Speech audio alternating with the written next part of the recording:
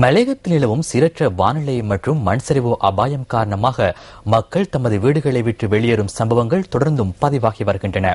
இடம்பெயர்ந்த மக்கள் தற்காலிகமாக தங்க வைக்கப்பட்ட இடங்களிலிருந்து வெளியேற்றப்படும் சம்பவங்கள் மரத்திலிருந்து விழுந்தவனை மாடு முட்டிய கதைக்கு ஒப்பானதாகும்.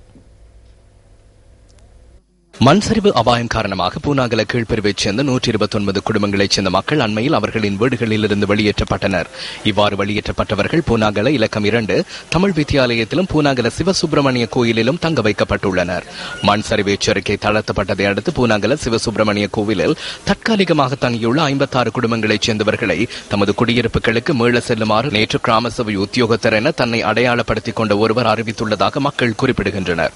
எனினும் தமது குடியிருப்புகளில் மீள குடியேறுவது அச்சமாக உள்ளதாகவும் குடியிருப்புகளுக்கு அருகில் உள்ள மலையில் வெடிப்புகள் ஏற்பட்டுள்ளதாகவும் மக்கள் சுட்டிக்காட்டுகின்றனர். இதுக்கு நல்ல ஒரு முடிவு காங்காம நாங்க அந்த கோயில விட்டு போக மாட்டோம். ஏன்னா வீட்டுக்கு போனோம்னு சொன்னா வீடெல்லாம் இடிஞ்சு செவரெல்லாம் பொழந்து போயிட்டு இருக்கு. நாங்க எப்படி சின்ன பிள்ளைல வச்சுட்டு அங்க இருக்கிறது? அதனால இதுக்கு நல்ல ஒரு தீர்வு காணும் வரைக்கும் நாங்க அந்த கோயில விட்டு போக மாட்டோம். நாங்க ஸ்கூலுக்கு போக முடியாம 2 கிழமையா கோயில்ல தான் இருக்கோம். நேத்து எங்களை வீட்டுக்கு போக சொல்லிட்டாங்க.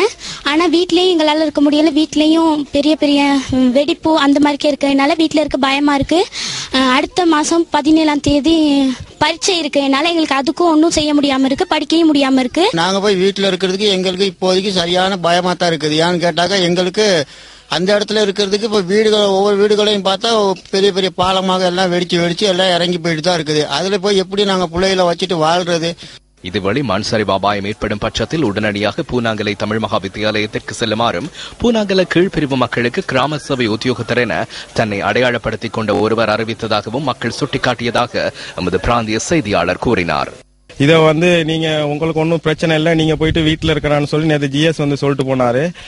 ஆனா பெரிய மழை எதுவும் பேஞ்சுன்னா நீங்க வீட்டில் இருக்காம நீங்க ஸ்கூலுங்களுக்கு பிள்ளைங்களை எல்லாம் தூக்கிட்டு ஸ்கூல்ல போயிட்டு நீங்க இருங்க அப்படின்னு சொல்றேன். அப்ப ராவிக்கு நைட்ல நாங்க பிள்ளைங்க எல்லாம் தூக்கிட்டு போயிட்டு ஸ்கூல்ல எங்களுக்கு ஸ்கூல்ல போயிட்டு இருக்க 1 கிலோமீட்டர் தூரம் கிட்ட இருக்குது. அப்ப நாங்க எப்படி போறது வாரது இதை பத்தி யாரும் எதுவும் ஒன்றும் கேட்கவும் மாட்டேங்கிறாங்க, ஒன்றும் செய்யவும் மாட்டேங்கிறாங்க.